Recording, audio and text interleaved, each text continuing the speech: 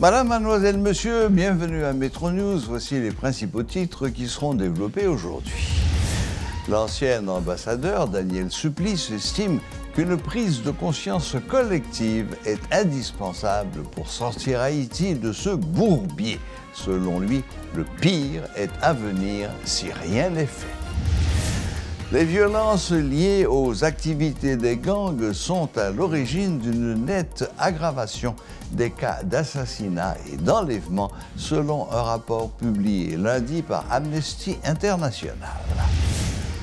37 ans après l'adoption de la Constitution de 1987, Haïti se trouve dans un état de non-droit, selon l'analyse de Maître Patrick Laurent. Le consultant juridique de Métropole croit que la politique a souvent été priorisée aux dépens de l'application de la loi mère.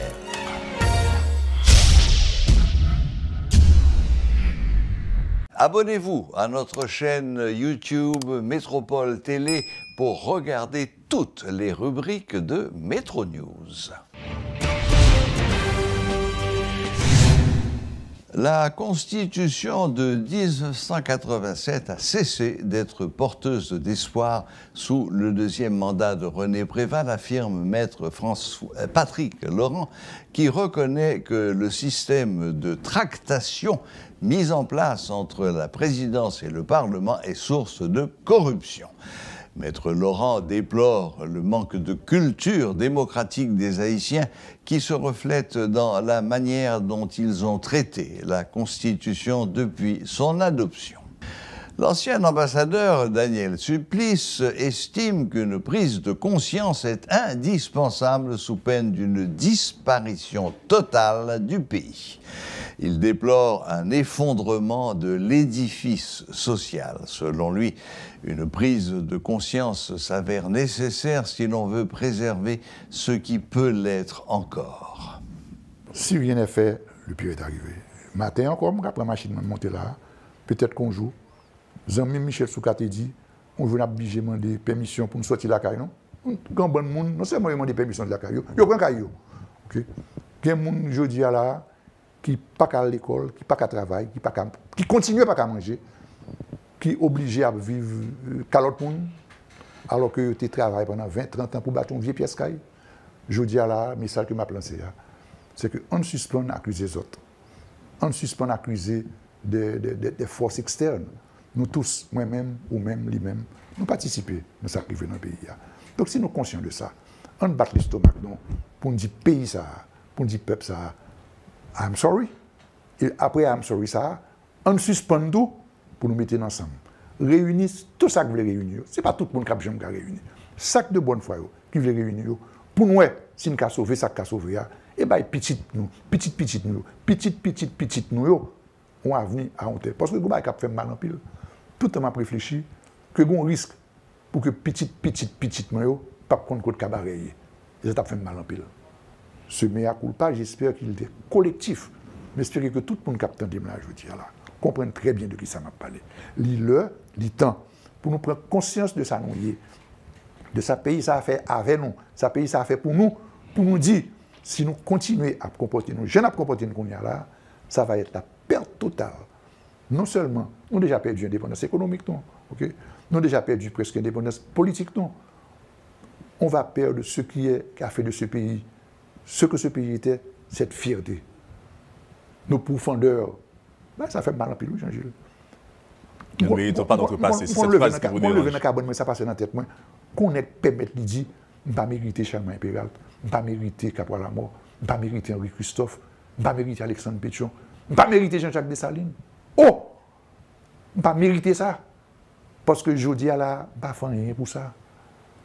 Je ne vais pas mériter ça. Parce que je dis, comme m'avait dit le président Maniga, quand le blanc ne vient pas à moi, je vais à lui. Je ne vais pas mériter ça. Parce que je ne pas quoi que je ne fais rien. Les violences liées aux activités des gangs sont à l'origine d'une nette augmentation des cas d'assassinat et d'enlèvement, a indiqué Amnesty International dans son rapport publié lundi. Les gangs opèrent impunément et sème le deuil dans les familles haïtiennes, provoquant ainsi des milliers de déplacés internes, déplore l'organisation non gouvernementale dans son rapport. Des formes extrêmes de violence, comme des décapitations, des mutilations et des corps calcinés, ainsi que des assassinats de mineurs accusés d'être des informateurs d'un gang rival, ont été enregistrés lors des affrontements armés entre gangs rivaux.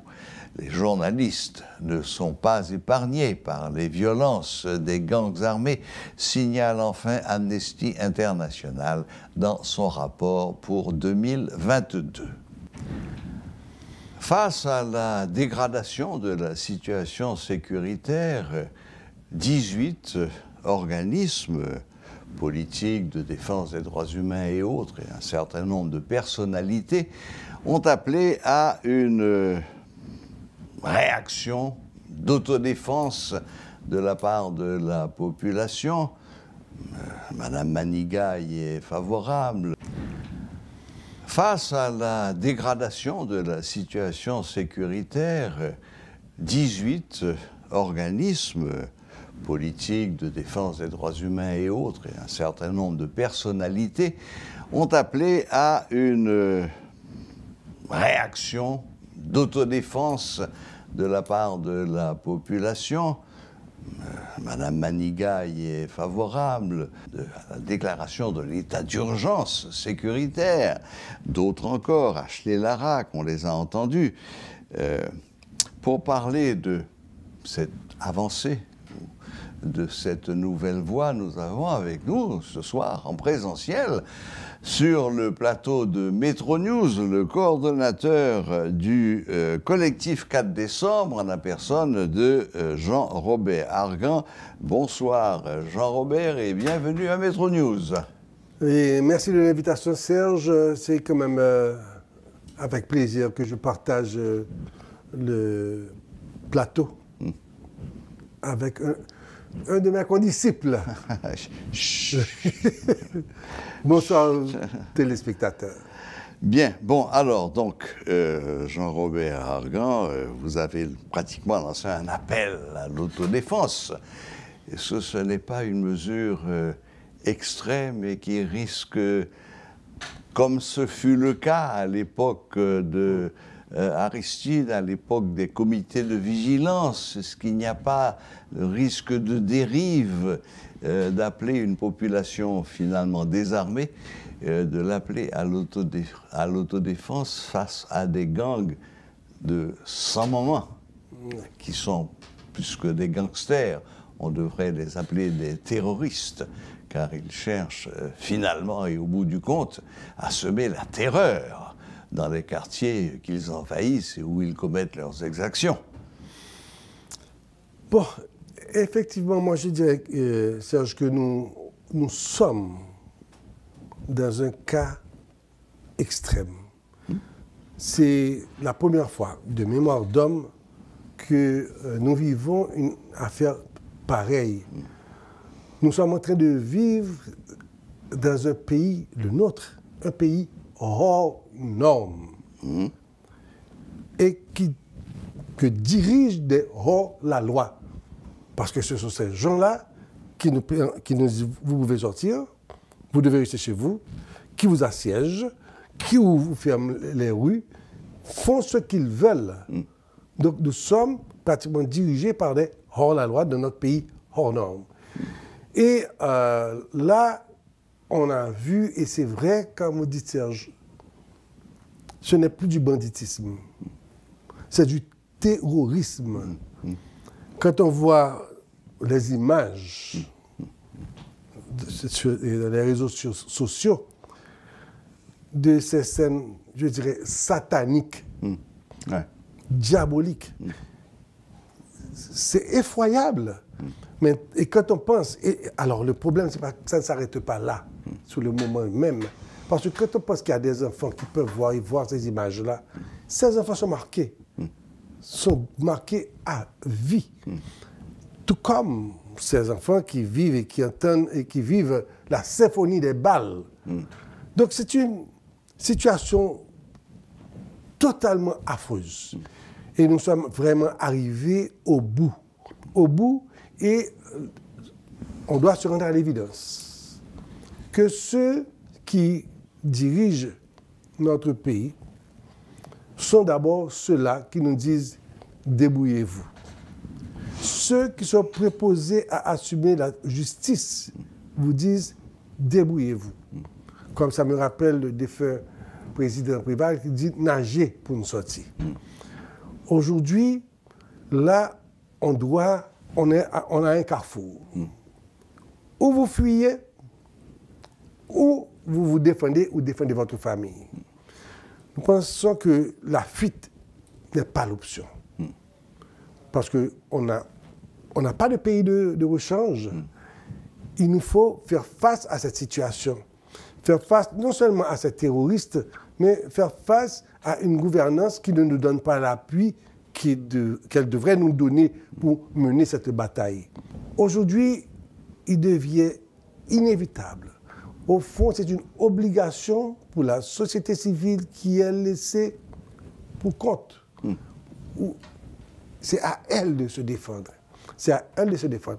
Et se défendre, ce n'est pas aller se cacher, ce n'est pas aller se réfugier, ce n'est pas aller dans un pays étranger, c'est voir le mal là où il est et trouver les moyens de colmater cette brèche, les moyens de résister, parce qu'il s'agit quand même de pays. Parce que ce mal-là, ce mal est certainement passager. Mais il faut vraiment prendre les mesures qu'il faut prendre pour résorber ce mal devant l'inefficience ou l'inefficacité des préposés à ce travail-là, de nos gouvernants. Et nous en sommes là aujourd'hui. Pour aller dans votre sens, Jean-Robert Argan, il y a certains quartiers qui ont, même avant cet appel, décidé de résister et qui, semble-t-il, l'ont fait avec un certain succès. C'est le cas de Solino. On me dit, des amis qui habitent, des connaissances à moi qui habitent Solino et qui m'ont dit qu'ils se sont organisés en autodéfense et gare aux gangs qui auraient l'idée de venir réitérer les massacres qu'ils y ont commis. On m'a dit aussi que c'était un peu la même chose à Malik, où les habitants de cette petite commune tellement agréable de la périphérie de Pétionville ont également... Ils ont fait sément, comme on dit, que jamais plus cela n'arriverait. Mais, je reviens à ma question initiale, Jean-Robert Argan. Est-ce que demander aux gens, à la population, qui, par définition, est désarmée, elle a quoi à sa disposition? Peut-être quelques manchettes, quelques roches, parce qu'on en trouve partout en Haïti, quelques bouteilles qu'il pourrait remplir d'un liquide quelconque. Est-ce qu'il est raisonnable de demander à cette population de s'organiser en comité de vigilance pour faire face à ces terroristes? Est-ce que ce n'est pas les envoyer à une mort certaine qui n'arrangerait rien au bout du compte? Eh bien oui, écoute, est-ce que c'est raisonnable, Serge, oui, de demander... raisonnable? Non. Est-ce que c'est raisonnable de demander à ces gens de s'asseoir et d'attendre que ces terroristes leur arrivent dessus et les canardent? Bah, évidemment. Okay. Donc maintenant, on est au point, c'est ou bien eux, ou bien les terroristes. C'est choisir entre la peste et le choléra. Maintenant, lorsque, en plus de ça, l'autorité en place vous demande de vous défendre vous-même, ça veut dire quoi? Ça veut dire que débrouillez-vous, comme vous voulez, comme vous pouvez. C'est ça. Nagez pour une sortie. OK? Oui. Nagez pour une sortie. Oui. Maintenant, c'est absolument important de prendre des mesures. Il y a des quartiers qui ont déjà commencé à s'organiser pour ça. Oui, oui. Il y a un moment, ils avaient attaqué Vivi Mitchell à un certain moment. Vivi Mitchell s'est défendu et a repris leur zone. Maintenant, ça ne va pas se faire du jour au lendemain, mais il faut se préparer. Il faut se préparer, sachant que ce n'est pas évident que les forces légales qui devraient être là pour vous défendre seraient là vraiment pour vous défendre.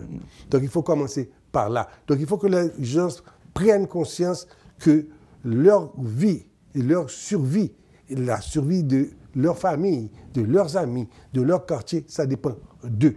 Et quand on est plusieurs, on n'a plus de chance de réussir que quand on reste seul à se laisser carnader et Jean-Robert Argan, qu'est-ce que l'état d'urgence sécuritaire peut apporter de positif? OK.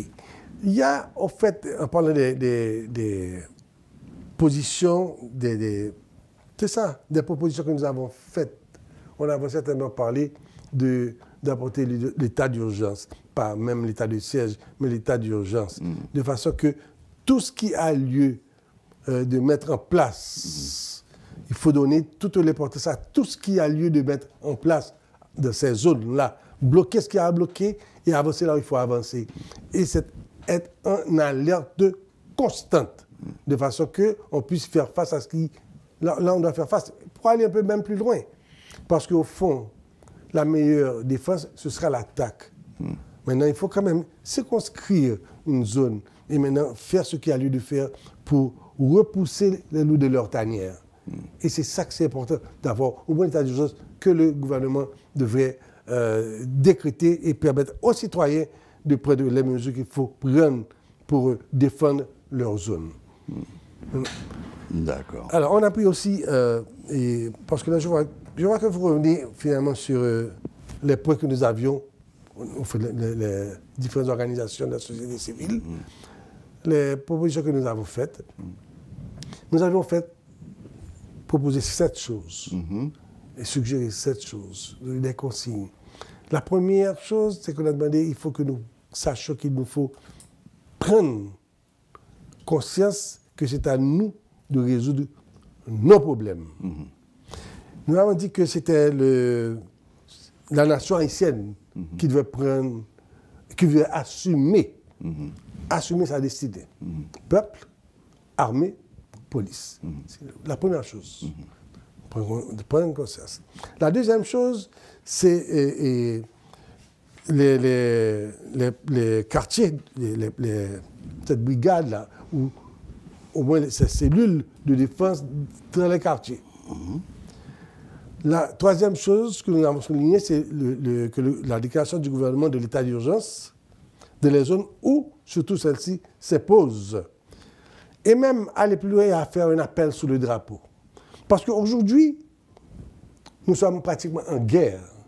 On est en guerre contre un tas d'individus, un tas de gens, un tas de groupes qui ont juré d'éclater notre pays, de détruire notre pays, de détruire le nègre haïtien, de détruire la nation haïtienne. On ne peut pas rester les bras croisés et à se laisser faire comme ça. Non. Donc on est en tas de guerre et il faut prendre toutes les mesures qu'il faut pour que nous fassions face et que nous réalisions ce qu'il faut réaliser aujourd'hui, la reprise en main de la gestion de notre pays. Parce que notre pays, comme je disais tout à l'heure, c'est un pays qui est totalement hors norme et au niveau gouvernemental, enfin, au niveau État, il n'y a pas un élu dans la gouvernance du pays.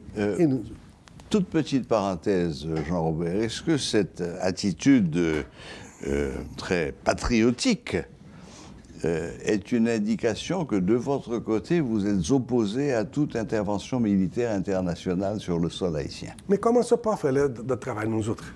D'accord, Okay. mais il en est fortement question. OK, maintenant, oui. Il y a eu une demande officielle. Bon, l'ONU y a répondu. Oui, on sait ce que l'ONU a fait déjà. On sait, okay. on sait. Non, Serge, je dois vous arrêter là. Question de principe. Non, je vais vous arrêter là. Et remettre à l'étranger le soin de venir résoudre votre problème n'est pas une solution. Non. OK? Maintenant, comme il ne s'agit pas de remettre...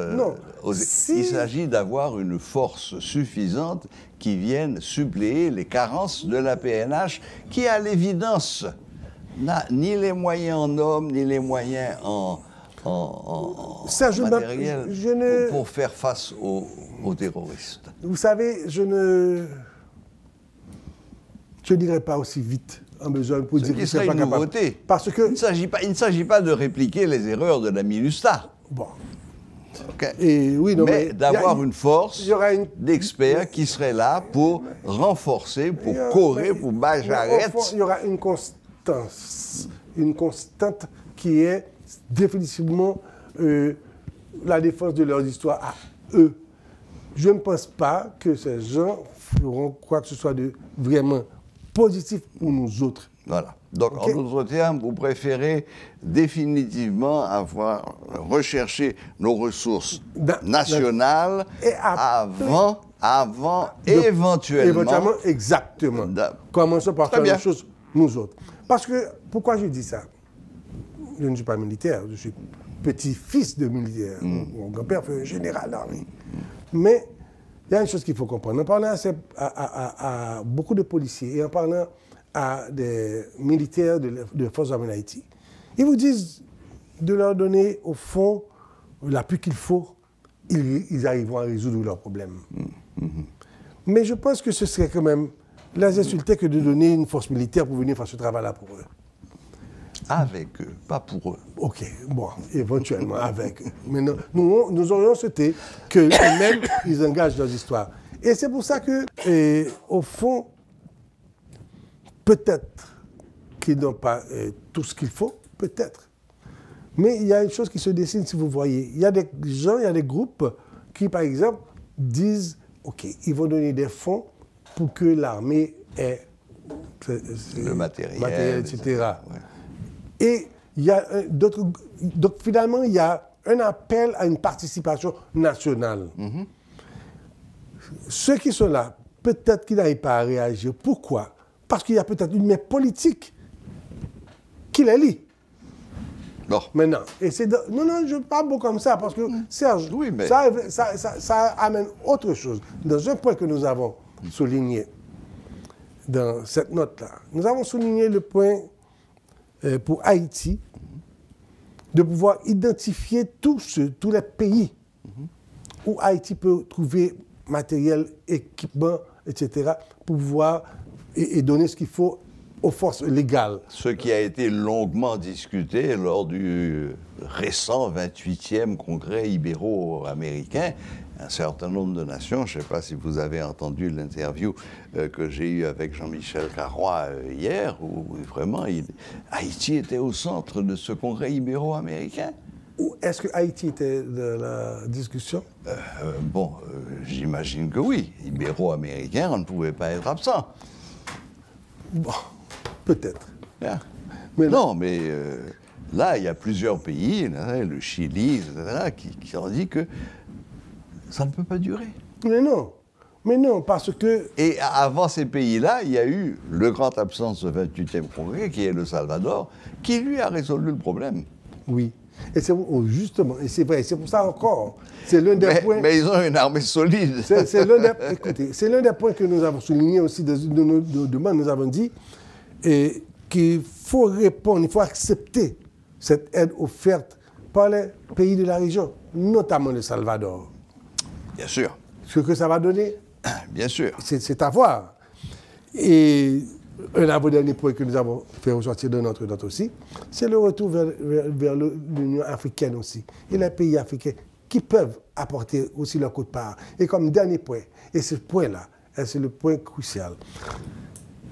Aujourd'hui, les forces légales ne réagissent pas. Elles ne réagissent pas pour des raisons diverses. Elles n'ont pas, après, disent-elles, le matériel, comme vous venez de souligner, ou le nombre d'hommes, je ne sais pas. Cependant, il y a une chose qui est certaine, c'est qu'il y a un directeur général de la police nationale qui a à sa disposition la troupe ou les soldats. Mais des soldats qui font un effort surhumain pour être sur place. Et qui meurent tous les jours aussi. N'oublions jamais de le répéter. En plus. Et maintenant, qui se sentent vraiment abandonnés. Abandonnés, et c'est là que je profite de l'occasion pour dire à ces messieurs-là qui parlent de venir avec des fonds pour l'armée, je pense qu'il faudrait penser à autre chose. Il faut que ces soldats, que ces policiers qu'on prenne soin d'eux. Parce qu'un bonhomme ne peut pas offrir sa vie comme ça Et puis, pas même qu'à madame petit manger. Oui, bien sûr. Donc, il y a des points comme ça à faire. Alors, maintenant, ça vient au point. Nous avons dit, pour faire face et enlever le fait que ce soit une seule personne à prendre la décision et que cette personne soit rattachée à son ministre de tutelle. Je prends la police. La police, c'est le ministère de la Justice. Donc, la police est sous la tutelle de ce ministère de la Justice. Il ne devait même pas juger. Ce que ça vaut, c'est le ministère de la Justice. Tout comme l'armée avec la défense. Maintenant, c'est nous autres, de la société, c'est nous autres qui payons l'impôt cassé, je veux dire, toute la société. C'est nous autres qui payons l'impôt cassé. C'est nous autres qui sommes pratiquement les chairs à canon. Et maintenant, laisser la gestion de notre vie comme ça à une seule personne dans ce cas de guerre, parce qu'on est en guerre, nous avons dit, si vraiment on veut aller, il faudrait que la société civile s'implique. S'implique aussi à ce niveau. Et ce niveau de haut-major, on a dit, il faudrait, on aurait le directeur général de la police, le commandant-chef, le général des forces armées d'Haïti, et 3 personnalités de la société civile, mais pas n'importe qui. Des gens qui ont l'expertise, qui ont un passé connu, qui sont connus et reconnus, qui veulent aider notre pays, qui ont une compétence et qui peuvent apporter certainement leur quote-part de la gestion et de la décision à prendre. De façon que, quand il y a une opération à être faite, que le DG n'est pas allé ni CSPN, ni justice, ni quoi que ce soit, mais que ceci soit au niveau du haut état-major de crise. Parce que ce n'est pas pris à la légère. Oui. Et c'est là que je pense qu'on aura beaucoup de chances que les choses marchent. Ce que ça donnerait de plus, quand on a des gens qui inspirent confiance, par exemple, on prendrait ces trois personnes qui inspirent confiance, la population, à ce moment-là, apportera l'outil le plus important, ou sinon aussi important que l'arme elle-même, le renseignement. Parce que la population se sentira en confiance et pourra s'ouvrir, et ça aidera énormément à l'état-major de crise de venir avec des résultats. Fondamental. Nous lançons encore un appel à toutes les organisations de la société civile, à toutes les organisations religieuses, parce qu'aujourd'hui, plus que jamais, ce n'est pas acceptable que l'Église catholique se retire de la scène. On a besoin de l'Église, on a besoin du vaudou, on a besoin de toutes ces organisations-là, parce qu'il nous faut avoir un pays. On a besoin de ce support-là. Il faut que tout le monde mette la main à la pâte, parce qu'on est tous des victimes potentielles du terrorisme, et ça, on ne peut pas l'accepter. Voilà, c'était M.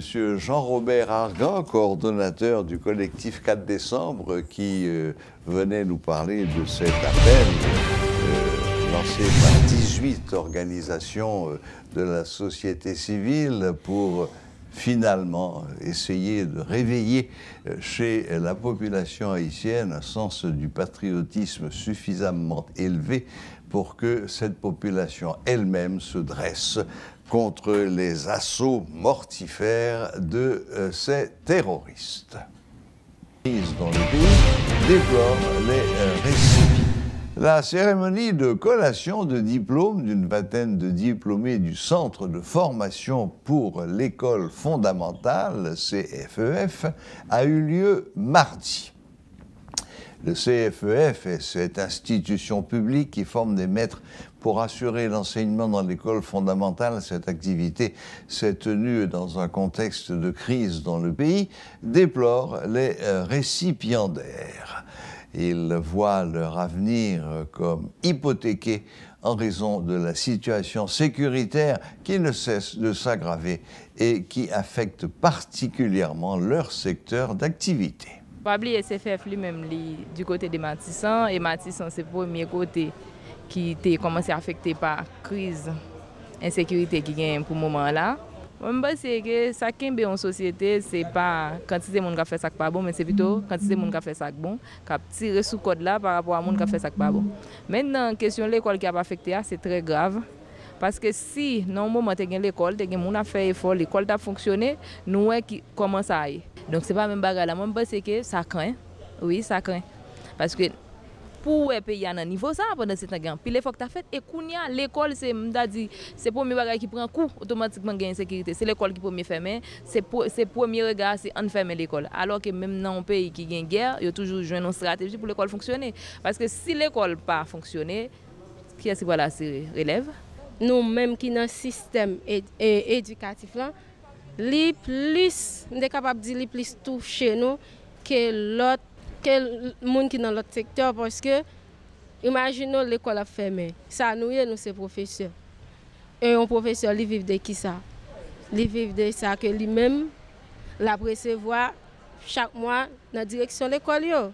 Donc ça lui-même ils sont qui touche nous personnellement et nous connaissons tout qui est important c'est l'éducation gagne dans la société. Donc les portes l'école commence à fermer ça gâte dit non paquet de bagages qui société nous va gagner demain avec un paquet de petits monde qui pas rentrer dans salle de classe vous comprenez nous vinn gain plus Pérez là kay nous toujours parce que un pile petit monde qui était qu'on a l'école qui était qu'on prend direction qu'on y a là yo capable dévier ça crée crainte là kay déjà, même ou presque pas protéger de port et on est en situation que tu as pensé avec Timoun qui a touché pour un projectile dans la classe. Évidemment, ça a touché nous à tout niveau et nous conscients de ça, mais nous là, on a fait ça nous capable, minimum nous capable de là.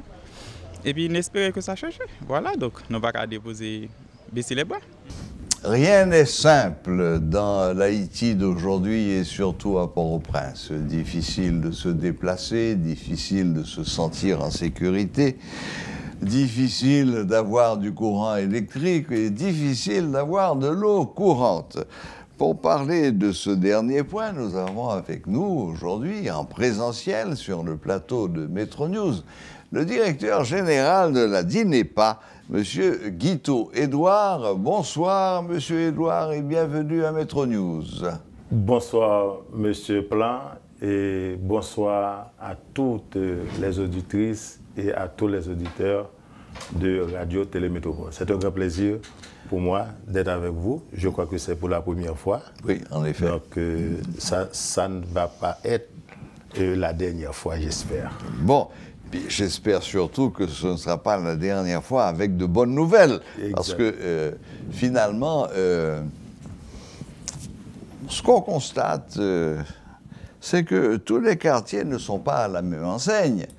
Par exemple, j'ai des amis qui habitent dans la zone de l'église Saint-Louis-Roi de France. Là, les réservoirs débordent avec de l'eau à profusion, alors que chez moi, à Bourdon, pourtant pas très loin du réservoir, ça fait des mois que nous n'avons pas eu une goutte d'eau, pas une goutte. Alors, monsieur le directeur, dites-moi, qu'est-ce qui rend les choses difficiles pour la DINEPA? Cet accès à l'eau.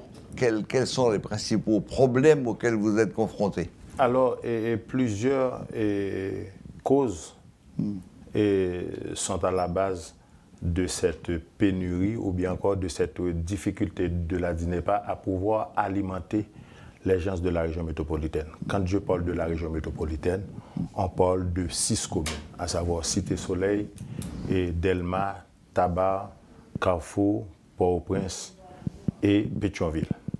Mais pour le cas, par exemple, de Delma, Delma est tributaire de la disponibilité de carburant. Et c'est-à-dire qu'il faut pomper à partir des forages dont nous disposons et dans les zones de Clessine, de Tabar, de Pernier et de la localité Noailles, se trouvant sur l'autre rive de la rivière Grise. Exactement, sur l'autre rive de la rivière Grise. Donc, à part cette pénurie de carburant, mais il y a aussi le phénomène d'insécurité. Alors, quand vous dites pénurie de carburant, c'est-à-dire que vous n'avez pas suffisamment de carburant pour faire fonctionner les pompes? Exactement. On n'a pas de carburant en continuité pour faire fonctionner les forages. Quand je parle de forage, on parle de gros groupes électrogènes dont la capacité varie entre 250 et 800 kW. Wow. Ouais. Donc, vous imaginez, donc il faudrait entre 8, voilà, exactement, entre 8 et 12 gallons de carburant diesel par heure. Par heure. Et le problème qui se pose, c'est que nous n'avons pas une grande capacité de stockage. Nous disposons dans la région métropolitaine de 3 cuves ayant chacune une capacité de 10 000 gallons et nettement insuffisant quand même pour garantir quand même un stock en période de crise. Et l'autre situation, c'est que la DINEPA, au niveau de la région métropolitaine, a besoin de 18 500 gallons de carburant diesel chaque 15 jours. Alors, ces 18 500 gallons servent à quoi? Ces 18 000 gallons servent à faire actionner environ 20 groupes électrogènes. D'accord. 20 groupes électrogènes. Donc, ou bien on a de l'argent, il n'y a pas de carburant disponible, les fournisseurs sont en difficulté ou bien ne sont pas en mesure. Exactement. Et l'autre chose, c'est que le prix qui jadis était à 169 gouttes le gallon est passé aujourd'hui à 670 gouttes le gallon. Quand on en trouve. Quand on en trouve. Ouais. Et la pire des choses, c'est que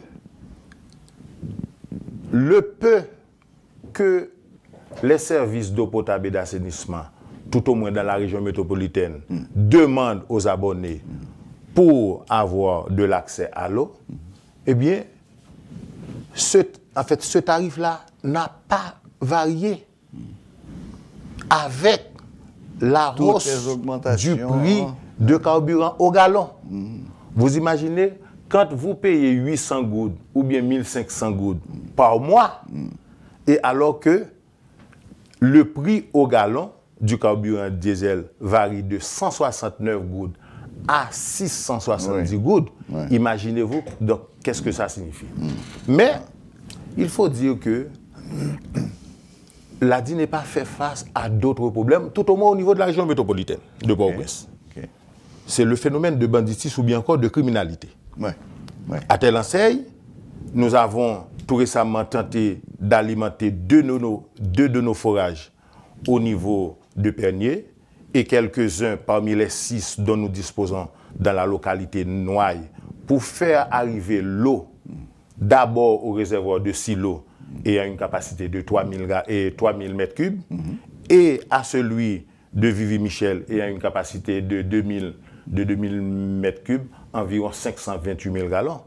Eh bien, ces 500 gallons de carburant diesel que nous avons transportés de notre site à ces stations de pompage-là, eh bien, ont été interceptés par les gens qui contrôlent le tabac. Au cas, imaginez ce que ça signifie pour nous. Mais, en dépit de tout, il n'est pas toujours en chantier. Pour nous faire de l'eau, venir, non seulement au niveau de la région métropolitaine auprès des abonnés, mais aussi dans les autres villes et les sections communales, en fait, qui en ont besoin. C'est ça qui fait que après, tout récemment là, on a été à Boukankari, tout récemment là, on a été à Cercle-à-la-Sousse, on est prêt à inaugurer le réseau de Cercle-à-la-Sousse à 96% d'état d'avancement. Idem pour la vallée de Jacmel. Au niveau de la zone côtière du sud, on a tout récemment inauguré 4 réseaux, l'un à Tiburon, l'autre à Port-à-Piment, Roche-à-Bateau et les Anglais. Et nous sommes sur le point de finaliser le réseau de Port-Salut. Donc, si il y a quelque côté, il y a une difficulté, eh bien pour d'autres, eh bien, DINEPA a fait tout effort. C'est la même situation au niveau de centre-ville et de Cap-Haïtien. Cap-Haïtien a utilisé de l'eau polluée. De l'eau qui vient s'enrêler les coliformes fécola d'ailleurs. Donc c'est ça qui fait que... Oui, parce que la nappe phréatique au Cap-Haïtien, elle est à quelques pieds. Et oui, en fait, il y a... Et sous l'eau qui, voilà. on dit là... Il y a 3 couches au niveau de la nappe. Qui est s'enrêler les couches superficielles là, 30 pieds ou jeunes de l'eau, c'est ça, elle est de l'eau polluée. Mais la DINEPA va au-delà de 500 pieds. 500 pieds. Ça, oui. Et là encore, avant même de penser à faire arriver cette eau-là au niveau de 2 réservoirs de Bel Air et à la rue 2 Cap-Haïtien, eh bien, il y a une analyse qui fait sous de l'eau que nous prenons ballon pour nous voir est-ce que les paramètres physico-chimiques et bactériologiques sont au rendez-vous. Et c'est à partir de là on peut faire le traitement par chloration et même exceptionnellement nous obligés de faire avec d'autres agents chimiques et sulfate d'aluminium, etc. C'est le cas par exemple de la ville de Jacmel. Très bien. Directeur, si je me comprends bien, DINEPA fait ça capable dans des conditions particulièrement difficiles, mais ça peut expliquer les différences de traitement qu'il y a entre différents quartiers pour que ça gagne de l'eau cap gaspillée et puis l'autre, il y aura un petit goût de l'eau. Bon, alors, c'est parce que à date, au niveau de la région métropolitaine, nous avons 2 façons de faire arriver l'eau au robinet des gens. Nous disposons au total d'environ 35 plus 8, ça vous donne environ 43 sites d'approvisionnement en eau. Il y a 17 là-dedans, c'est ça les sources émergentes. Ça veut dire qu'au capté de l'eau, on prend source Millet Pétionville, étant donné qu'on est au niveau de Pétionville, nous prenons source Millet ou bien source tête de l'eau, source qu'on capté, et puis de l'eau a tombé dans le réservoir, ou bien de stockage, ou bien de distribution, et puis après traitement, nous faisons de l'eau à tomber par gravité. C'est ça qui fait que tout le monde qui est dans Odel Mayo, tout récemment là, il y a des gens qui sont capables de dire comme ça que ça dit pas tap fait, elle tap couper route là au niveau de Delma 66, eh bien, c'est pour nous faire zone Delma Sayo qui a une grosse difficulté pour alimenter à partir de nos stations de pompage, et bien faire rejoindre de l'eau par gravité. Ça veut dire que de l'eau calonné descend. Mais il y a environ 26 sites qui ont besoin de carburant pour pomper. Parce que la marche à pompe. Parce que la marche à pompe. Ces sites qui sont dans une zone peignier, ça veut dire que c'est de l'eau prend en bataire. C'est de l'eau prend au niveau de la nappe phréatique. De la nappe phréatique, dans la zone tabac, ou bien dans la zone peignier, ou bien dans la zone noaille, ou obligé de carburant pour pomper dans des réservoirs de transit, réservoirs par exemple, qui Delma 19 là, qui est le réservoir Bellevue, ou bien réservoir Delma 34, ou bien réservoir Delma 71, eh bien ces zones, ça, plus particulièrement la zone de Delma qui ne dispose d'aucune source émergente, eh bien, il y a besoin de carburant pour envoyer de l'eau dans le réservoir. C'est ça qui fait qu'il y a des difficultés pour nous faire que Mounsayo alimenter dans l'horaire que nous souhaitons. Ouais. Mais où une occasion pour me dire que sous président Jovenel Moïse, il y a un gros effort qui t'a dégagé à l'intérieur de la DINEPA. Pour nous voir que, au niveau de la région métropolitaine, nous avons 3 gros rivières. Nous avons rivière Grise, nous avons rivière Fouad, nous avons rivière Momans. L'idée, c'est de prendre de l'eau dans le château de la région métropolitaine qui est dans la zone Keskov, pour nous faire un barrage, pour nous faire que, tout au moins, nous avons stocké de l'eau dans un gros barrage, et puis après traitement, et puis alimenter toute zone ça. Donc, capacité nous doit passer de 184 000 mètres cubes d'eau par jour pour la région métropolitaine à 350 jusqu'à 450. Ça veut dire que plage d'eau Réunion tape sorti de 4 heures, 6 heures à 12 à 16 heures de temps par jour. Mais c'est des investissements demandés pour l'État parce que nos principaux bailleurs qui sont la BID, la Banque mondiale, la coopération espagnole et la coopération suisse, à un certain niveau, l'USAID, ils n'ont pas l'étendue à faire de exploitation des eaux de surface. Ah bon? Oui. Parce qu'ils sont capables de raison, parce qu'il y a la sauvegarde environnementale aussi. Bon. Et Oui. c'est ça. Donc il y a une certaine dégradation de notre environnement. Ils n'ont pas voulu pour yo entrer dans l'exploitation au-dessus face là et puis pour nous pour dire après que c'est eux-mêmes qui causent que ils contribuent davantage à la dégradation. Bon, son débat technique, mais l'État à tout, monsieur Serge Plan, doit investir en dans ce secteur. C'est ça qui fait que du 22 au 24, j'ai été aux Nations Unies, à la tribune des Nations Unies. Moi, j'étais allé dans nos gouvernements, mais nous avons fait un plaidoyer dans le cadre décennies sous plan d'action que tout pays doit prendre au regard de l'objectif 6 des ODD pour nous dire dans quel niveau que nous sommes. Mais nous faisons face à le même problème. Sécheresse. Cognon, nous pas de l'eau. Cognon, Grand-Bonne, pas de l'eau. Pestel, même bagaille. Les îles Caraïbes fait face à la même situation de sécheresse. Ou bien encore, le sanrelé, dans le langage technique, là, de règlement climatique. C'est que ou non période pour non période de saison pluvieuse, à cause de règlement climatique ou bien changement climatique, eh bien, tout problème ça a opposé. Et ça, c'est qui fait mondial. que sous nous pas capable et vraiment recharger convenablement. Alors, Perspective. voilà. Bon, perspective. Ou bon Vers quoi allons-nous? Oui.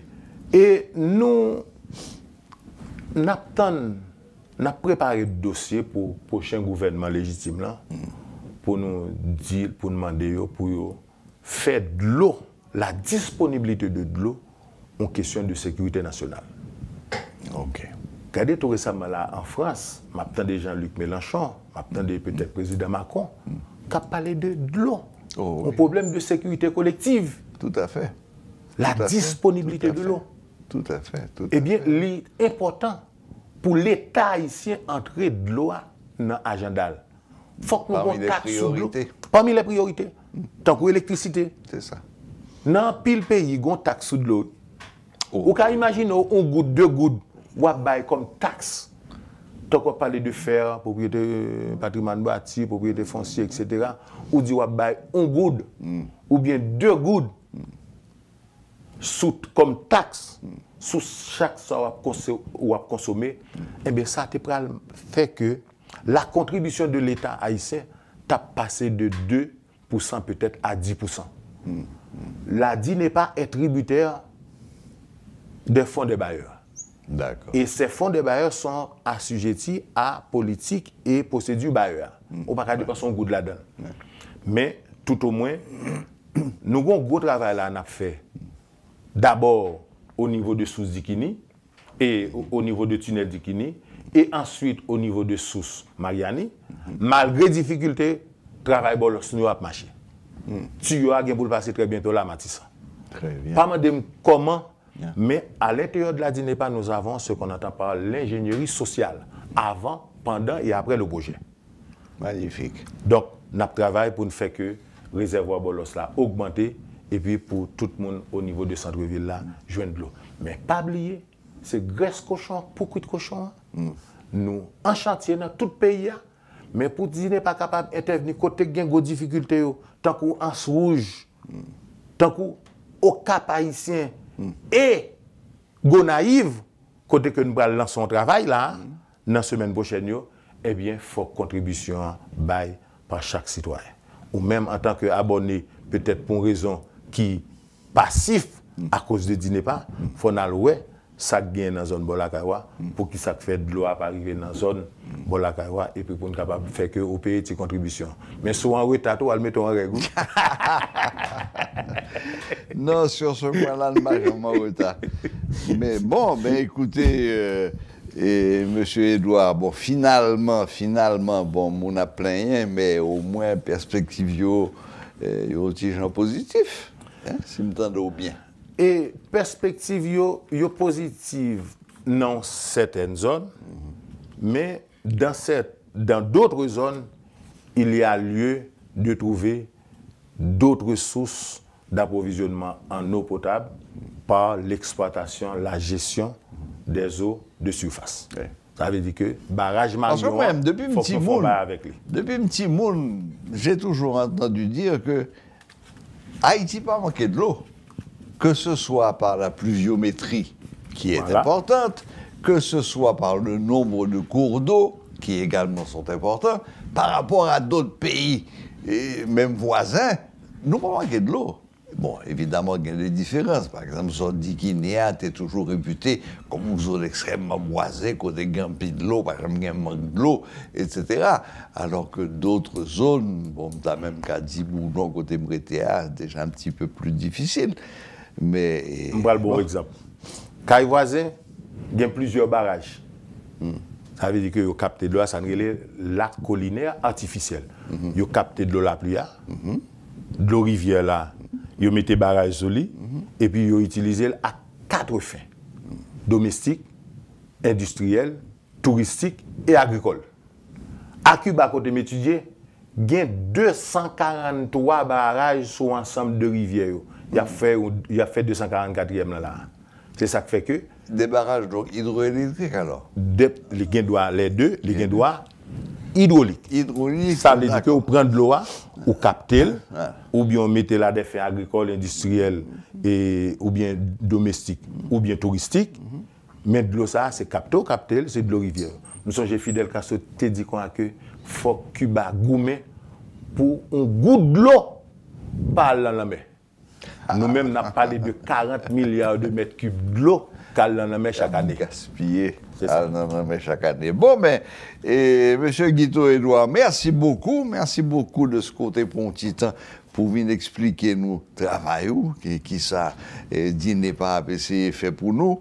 Et nous comptons que quand il projet qu'il a fait avec la coopération espagnole, etc., qui est propagé d'appareil autour, qui est souvent en contradiction avec Panon, mais au moins bon travail qu'a fait. Et finalement, c'est ça que nous avons envie d'entendre. Et merci beaucoup d'être venu jusqu'à nous. Nous sommes disposés pour vous, pour Wendel, ou bien tout autre présentateur et présentatrice de la radio Télémétropole. Merci beaucoup. Eh bien voilà, c'était M. Guiteau-Edouard, directeur général de la DINEPA, qui nous parlait un peu de ce qu'est cet organisme et du rôle qu'il est appelé à jouer dans notre vie quotidienne. L'eau. L'eau, c'est la vie. Voilà, la boucle est bouclée. Merci de nous rester fidèles et à la prochaine. Même heure, même chaîne.